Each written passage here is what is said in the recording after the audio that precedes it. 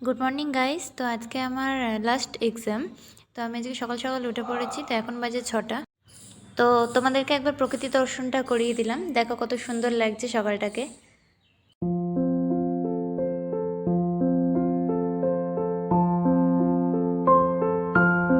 তো গাইস সকাল সকাল এরকম একটা দৃশ্য, একটা বড় বিড়াল একটা ছোট বিড়ালকে দেখো গাছে তুলে দিয়েছে। ঝগড়া করতে করতে ওরা গাছেই উঠে যাচ্ছে।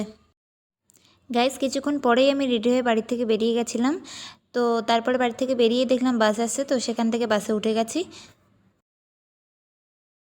তো গাইস কিছুক্ষণ পরেই বাস থেকে নেমে গিয়ে স্টেশনে পৌঁছে গেছি আমি।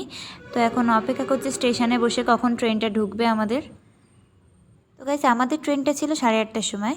তো আস্তে আস্তে আমাদের ট্রেনটা এসে গেছে। তো তারপরে কিছুক্ষণ পর আমরা ট্রেনে উঠে পড়েছি।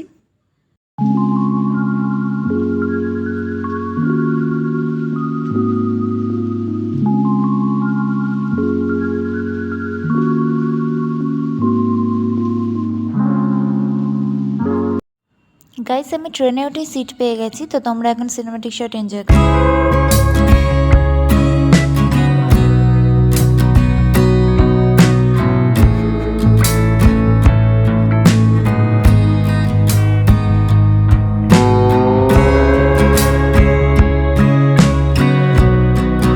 থেকে নেমে আমাদের এখন অটো ধরতে হয়।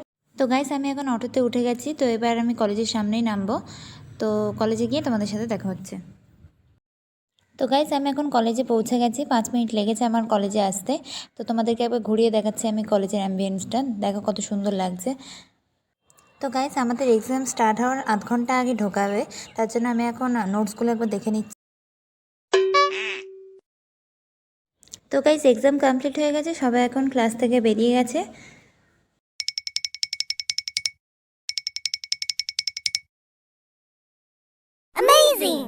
One hour later.